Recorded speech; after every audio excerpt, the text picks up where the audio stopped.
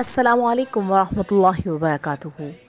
अयाम अब्दियत हज सीरीज़ के सिलसिले में अल्हम्दुलिल्लाह आज हमारा 8वां प्रोग्राम है। अल्लाह तबारक व तआला से दुआ है कि आप सेहत और ईमान की बेहतरीन हालत में होंगे। अल्हम्दुलिल्लाह 8 ज़िलहज्जा आगाज़ हुआ यौम तरविया का।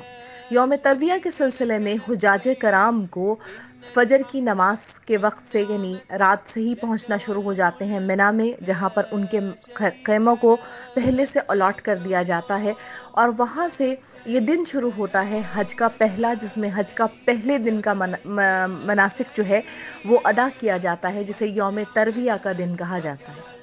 अरबों के यहाँ ये दिन यौम तरविया का इसलिए कहलाया जाता था कि मिना के अंदर पानी की सहूलत मौजूद नहीं थी और वो इस दिन अपने लिए पानी को जमा किया करते थे, इसलिए इसे यौम तरविया का दिन कहा जाता है। इस दिन हुजाज कराम को फजर की नमाज से लेकर 9 ज़िलहज्जा की फजर तक मिना में क़याम करना होता है। ख्वाह ये दिन जुमे का हो, ख्वाह ये दिन हफ्ते का हो, इसमें जो है अजान की समात के साथ ही नमाज की अदायगी की जाती है और साथ में तमाम दिन तस्बीह व तहलील और अस्कार को और तलबी को अदा किया जाता है।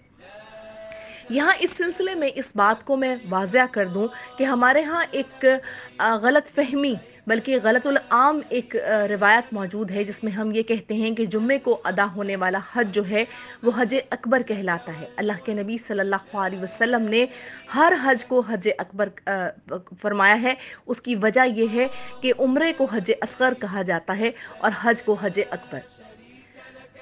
10 ज़िलहज्जा का दिन हज अकबर का दिन इसलिए भी कहलाता है कि उस दिन जो है हुजाज कराम बहुत बुनियादी जो बड़े बड़े काम हैं उनको अदा करते हैं, जिसमें रमी जमरात, कुर्बानी, अपने खुद सर को हलक करना और उसके साथ साथ क्या है कि अपने गुस्ल के फ़राइज़ को इख्तियार करके अपने आप को एहराम की पाबंदियों से वो आज़ाद करते हैं।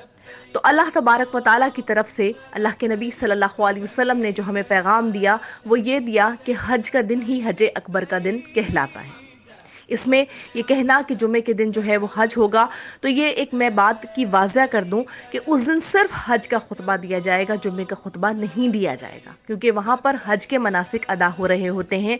उसका जुम्मे से सिलसिला जो है वो नहीं जुड़ पाता। ये बाद के जो हम आवाम जो रह जाते हैं, जो हज नहीं कर रहे होते, उनके लिए ये दिन होता है।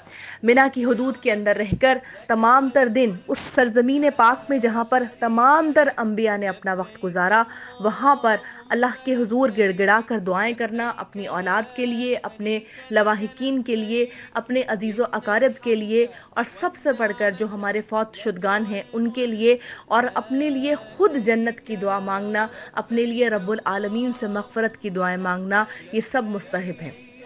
आपको अरबिक में दुआएं नहीं आती, आपको किसी भी ज़बान के अंदर दुआएं आती हैं, उनको कसरत से मांगिए, क्योंकि वो अम्बिया की सरज़मीन है।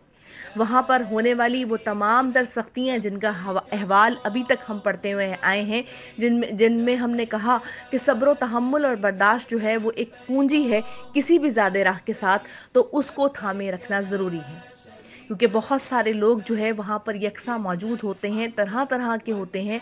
और जिस तरीके से इन आयाम में हज जो है वो गर्म मौसम में आ रहा है, तो गर्मी की शिद्दत भी होती है, क्योंकि 93 के अंदर पहले टेंट्स लगाए जाते थे मिना के अंदर, लेकिन 93 के अंदर क्या हुआ कि आग लग गई और उससे वो तमाम तर टेंट्स जो थे वो जलकर खाकस्तर हो गए और बहुत सारे लोग जो है वो उसके अंदर फौत हो गए, यानी नागहानी तौर पर फौत हुए जलकर।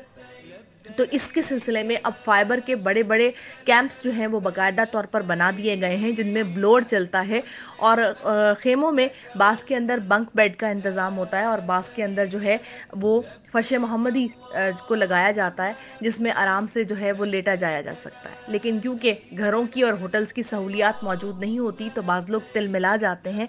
याद रखिएगा, ये दिन किस्मत वालों को मिलता है जिस दिन एहराम पहनकर हम अल्लाह की राह के अंदर खड़े होते हैं, और ये एहराम वही है जो हमारे लिए एक मुर्दे को पहनाया जाने वाला लिबास है कि अगर हम मर गए तो इसी हालत में हमें दफना दिया जाएगा। اللہ تبارک و تعالیٰ قسمت والوں کو یہ دن نصیب فرماتا ہے۔ رب العالمین سے دعا ہے کہ رب العالمین ہمیں حج بیت اللہ نصیب فرمائے اور حج مبرور عطا فرمائے۔ رب العالمین بہت آسانیوں کا معاملہ فرمائے۔ السلام علیکم ورحمۃ اللہ وبرکاتہ۔